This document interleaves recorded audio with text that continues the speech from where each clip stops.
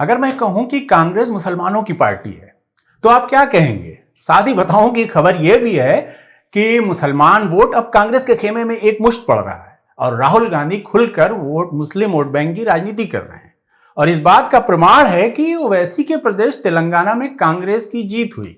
तो शायद आप कहेंगे अच्छा बस बहुत हुआ मजाक और चुप रहो। हिंदू ध्रुवीकरण और 80 बनाम 20% के खेल में उभरा यह नया मुद्दा कितना सच है कितना झूठ है ये हम देखेंगे और साथ ही इतिहास के झरोखे से भी रोशनी डालेंगे कि आजादी से लेकर आज तक कांग्रेस ने मुस्लिमों की पार्टी होने के कितने सबूत दिए। सब कुछ आपके सामने रखेंगे, बने रहिए हमारे साथ।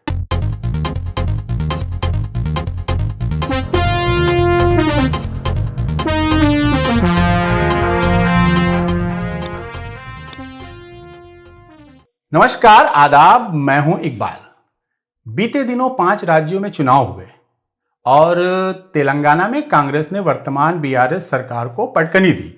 गौरतलब है कि तेलंगाना की ये चंद्रशेखर राव को सरकार को मुस्लिम राजनीति करने वाले असदुद्दीन ओवैसी का समर्थन था। इसके बावजूद वहां से कांग्रेस बहुमत से जीती और इसके साथ ही गोदी मीडिया की चीख पुकार शुरू हो गई। तेलंगाना में मुसलमानों का वोट थोक के भाव में कांग्रेस को गया और अब कांग्रेस मुसलमानों की पार्टी बन चुकी है। और मजेदार तथ्य यह है कि ओवैसी की पार्टी एमआईएम 9 सीटों पर चुनाव लड़ी और 7 पर जीती, यानी उनका जीत का प्रतिशत 80% के ऊपर रहा। लेकिन बाकी सीटों पर केसीआर पर कांग्रेस 20 रही। कांग्रेस को तकरीबन 40% वोट मिले और बीआरएस को 37% के आसपास वोट। ये 2-3% का अंतर कांग्रेस को जीत की दहलीज पर ले गया। और मजे की बात यह है कि तकरीबन 40% वोट पाने वाली पार्टी को मुस्लिम पार्टी घोषित कर दिया गया और स्वघोषित हिंदू पार्टी यानी बीजेपी को सिर्फ 14% वोट मिला। इस तरह कह सकते हैं कि बाकी 86% वोट हिंदू नहीं थे। और ये कोई पहली बार नहीं हो रहा है जब कांग्रेस पर मुस्लिम परस्त होने का आरोप लग रहा है। आजादी के पहले से ही जब हिंदुस्तान पाकिस्तान बंटवारे की राजनीति परवान चढ़ी तब से ही कांग्रेस को दोनों तरफ से ताने सुनने पड़े। कांग्रेस ने हमेशा देश के बंटवारे का विरोध किया।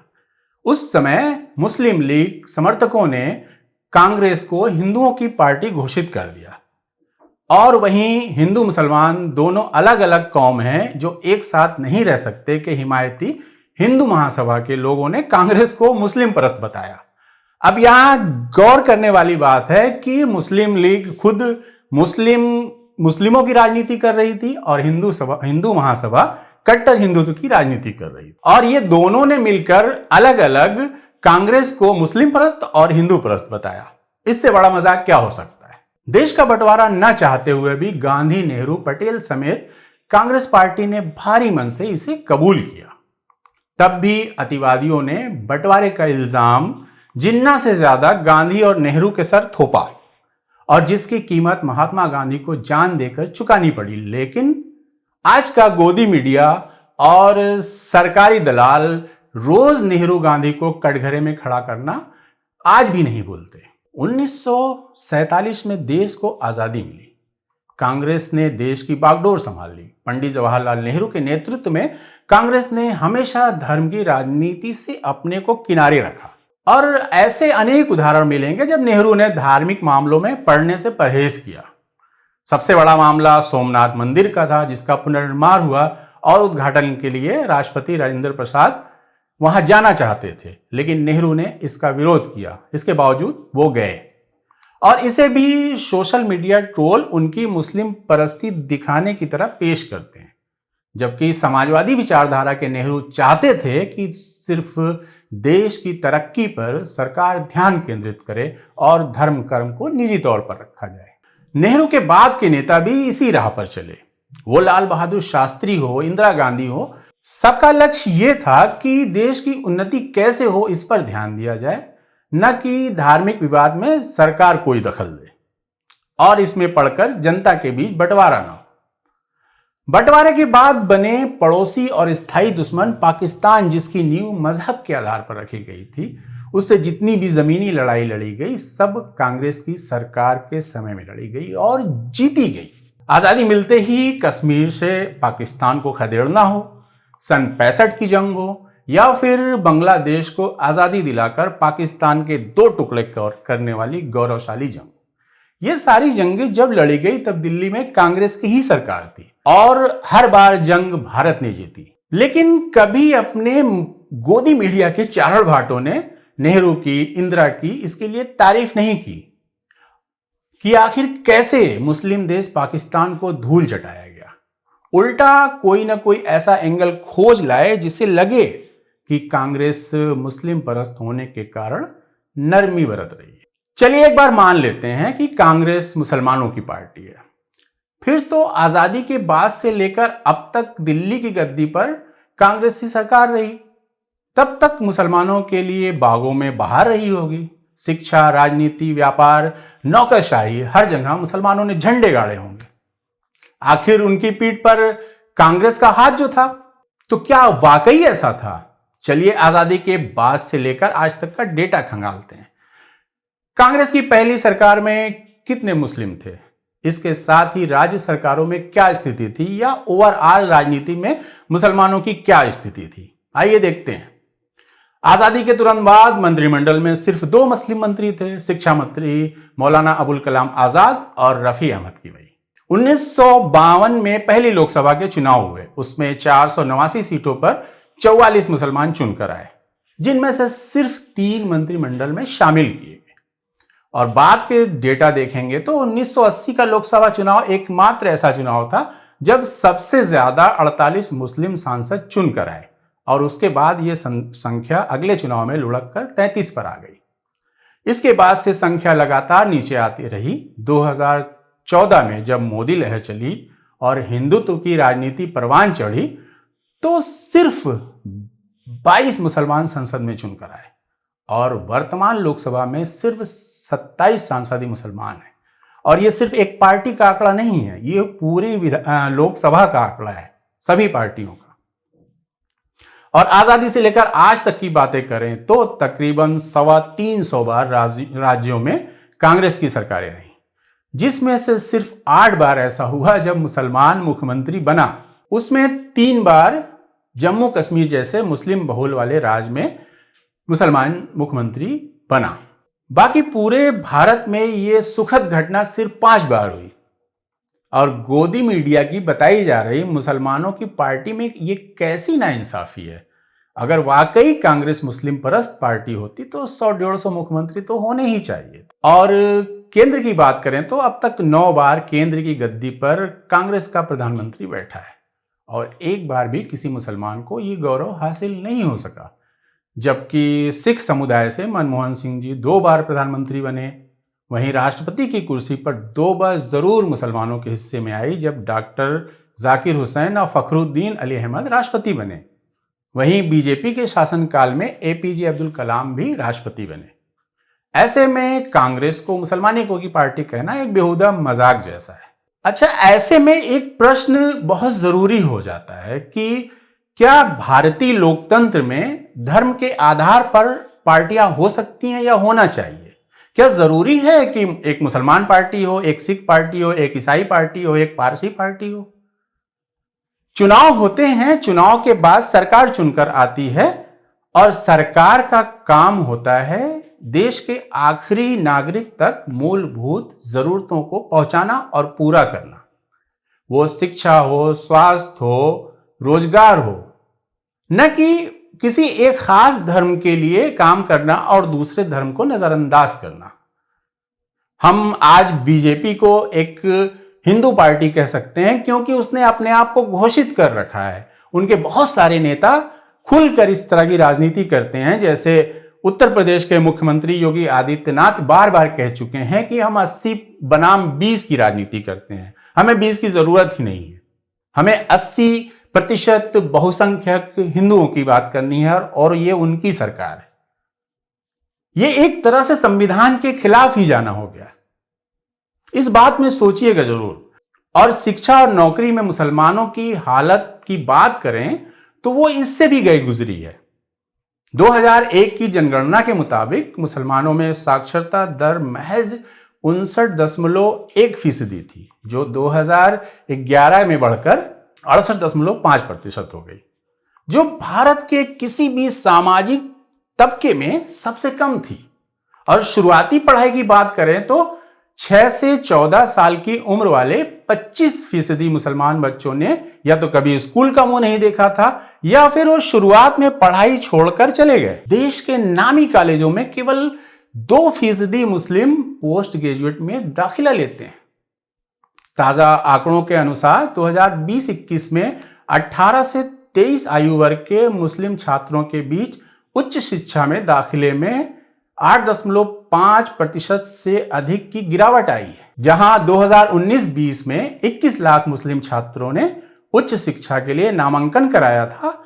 वहीं 2020-21 में यह संख्या गिरकर 19.21 लाख हो गई।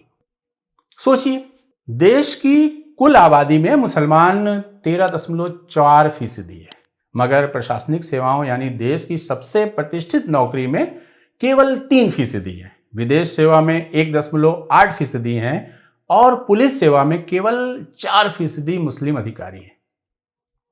ऐसे में तमाम तरह की पार्टियों पे तमाम तरह के आरोप के साथ साथ मुस्लिम परस्त होने के आरोप कितने सही हैं और कितने गलत, आप खुद निर्णय करें। और ये तो सरकारी नौकरियों के आंकड़े हैं। निजी क्षेत्र की कहानी इससे अलग नहीं है। ज्यादातर मुसलमान पढ़ाई लिखाई की जगह छोटे मोटे कामों में लग जाते हैं। ये कांग्रेस के दौर में भी था और आज जब हर तरफ हिंदुत्व का उन्माद फैला रहे हाकिम हैं, तब भी यही है। अगर आप देश के शीर्ष उद्योगपतियों की लिस्ट देखें तो सिर्फ एक अजीम प्रेम जी हैं जो शीर्ष 10 में आते हैं। वो भी मुसलमानों के उस इस्राएली बोहरा संप्रदाय से आते हैं जो हमेशा से संपन्न रहा है और जिसके गुरु से आशीर्वाद लेने मोदी जी भी जाते रहे। इसके बाद बहुत ढूंढने पर 4 और नाम मिलेंगे जो बहुत नीचे वाली लिस्ट में हैं। ये हैं लुलु मॉल वाले यूसुफ अली, सिप्ला के Yusuf Khwaja, air health care के आज़ाद मोपिन और हाबिल खोरकी वाला। इन लोगों की देश की अर्थव्यवस्था पर असर ना के बराबर है। और मुसलमानों के असली काम धंधे की बात करें तो आज भी सब्जी वाला, बाइक वाला, कार मैकेनिक, एसी मिस्त्री, राज मिस्त्री जैसे काम करते अधिकांश मुस्लिम ही मिल जाएंगे। और पंचर बनाने का पेशा मुसलमानों से जोड़कर गाली जैसा इस्तेमाल करना तो आम है, जिस पे मीम्स भी बनते हैं। और ये सारे वो काम हैं जिसे सीखने में बचपन खप जाना आम बात है। अगर वाकई कोई भी सरकार मुस्लिम परस्त होती तो यहूदियों की तरह मुस्लिम भी एक कम से कम एक मजबूत आर्थिक ताकत तो होते ही।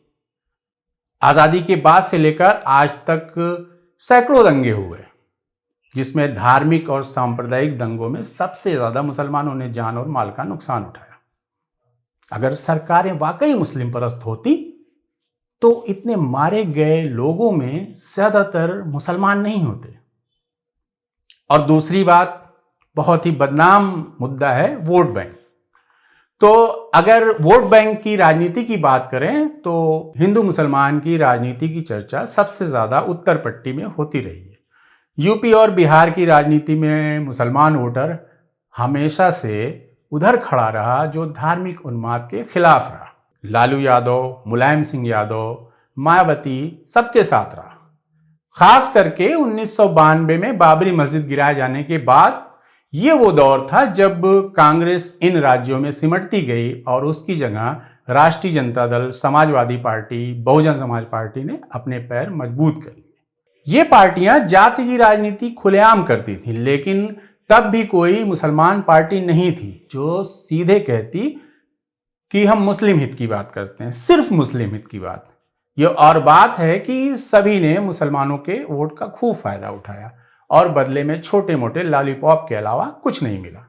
केंद्र में भी इन पार्टियों के समर्थन से सरकारें बनी और ऐसा कोई क्रांतिकारी निर्णय नहीं लिया गया जो मुसलमानों की काया पलट कर देता।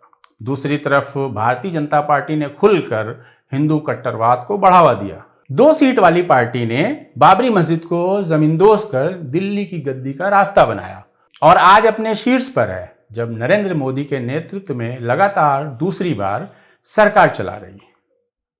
उत्तर प्रदेश के मुख्यमंत्री योगी जी 80% हिंदू बनाम 20% मुस्लिम का ढिंढोरा रोज पीटते हैं, लेकिन एक भी दलाल गोदी मीडिया उनसे ऊंची आवाज में सवाल नहीं करता कि आप ये संविधान के किस हिस्से के तहत ऐसी राजनीति कर रहे हैं। आज के दौर में जो कोई भी पार्टी संविधान के हित में, लोकतंत्र के हित में और पीड़ित अल्पसंख्यकों को बचाने की बात करेगी तो उसे हक परस्त बहुसंख्यक हिंदू, सिख, ईसाई इत्यादि के साथ मुसलमान भी खड़ा मिलेगा। अगर पार्टी या गठबंधन की रहनुमाई कांग्रेस और राहुल गांधी कर रहे हो तो हाँ, मुसलमान भी उनके साथ ही चलेगा। ऐसी कोई खुन्नस या कोई खानदानी दुश्मनी नहीं है कि वो उनका विरोध करेगा। यही बात गोदी मीडिया के साथ उनके आकाओं को परेशान करती है कि 35 से 40% अक्ल के अंधों के खिलाफ 60-65% एकजुट हो गए तो इनका डब्बा गुल होना तय है। कांग्रेस सिर्फ मुसलमानों की पार्टी नहीं है, ये तो तय है, लेकिन कांग्रेस की अगुवाई में बना धर्मांधता और फासिस्ट ताकतों से संघर्ष के लिए जो गठबंधन बना है, यानी इंडिया गठबंधन, जब वो मैदान में होगा तो उसके पीछे मुसलमान भी होगा, ये भी तय है। और लेकिन मुसलमानों के साथ एक बड़ी तादाद उन लोगों की होगी जो नाम से तो हिंदू हैं, लेकिन वो असली लोकतंत्र के समर्थक हैं और जिन्हें लोग लिबरल कहते हैं, गोदी मीडिया रोज गाली देता है, वो सबसे पहले इनके साथ होगा, ये भी तय। तो आपको हमारा वीडियो कैसा लगा कमेंट करके जरूर बताएं। अगर अब तक आपने सब्सक्राइब नहीं किया है तो सब्सक्राइब भी जरूर कर लें और दोस्तों के साथ शेयर भी करें। हम सीमित संसाधन में वीडियो बनाकर आप तक पहुंचा रहे हैं। हमारा मकसद कोई मनोरंजन करना या टाइम पास करना नहीं है, हम एक अच्छी मुहिम के तहत काम कर रहे हैं। अगर आप चाहते हैं कि हम आगे भी काम करते रहें और आपके पास ऐसे वीडियो लेकर आते रहें तो हमारा सपोर्ट करें और हो सके तो हमें डोनेशन दें। नमस्कार।